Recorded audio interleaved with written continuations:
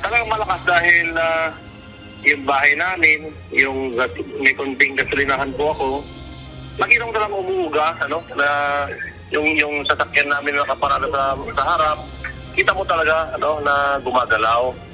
At ang masama, maingay pa, may unusual sound, na narinig. At lakas, Ganito inilarawan ni Mayor Joseph Jong Yupis ang naranasan matapos yanigin ng 6.3 magnitude earthquake ang kanilang bayan sa Calayan Island sa Cagayan. Sa monitoring ng Philippine Institute of Volcanology and Seismology o PHIVOLCS, alas 7:03 kagabi naramdaman ang lindol buhat sa coast of the Lupiri Island na nagdulot ng malaking takot sa mga residente. Sa ulat ng PHIVOLCS, naramdaman ang intensity 4 sa Sinait, Ilocos Sur, habang instrumental intensities sa Apari, Gonzaga, Cagayan, Lawag City, Ilocos Norte, intensity 3 naman sa Peña Blanca, Cagayan, Sinait, Vigan City, Ilocos Sur at 2 sa Ilagan, Isabela. Samantala intensity 1 sa Kasiguran, Aurora, Candon, Narvacan, Tagudin, Ilocos Sur.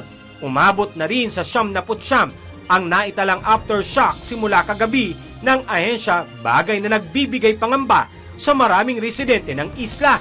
Kaya karamihan sa mga ito sa evacuation centers nagpalipas ng magdamag, habang ang iba naman ay sa labas na lang ng kanilang bahay nagpaumaga. First time maranasan yung ganong kalakas din na naman. So may mga cracks talaga dito sa office namin na hindi kami nagpapasok agad kaninang umaga dahil in-inspect namin na buildings. Suspindido pa rin ang klase sa mga paaralan ngayong araw sa Calayan upang bigyang daan ang inspeksyon sa mga istruktura. Lahat po ng klase ngayon sa buong Calayan ay sinuspend ko for the day. Yes. Tapos na-dispatch lahat yung team para mag-assess. Bukod dito, kinumpirma rin ng alkalde na may 3 nasaktan sa pagyanig. Kabilang na dito ang 3 menor de edad na nagtamo ng trauma sa ulo dahil sa matinding epekto ng lindol.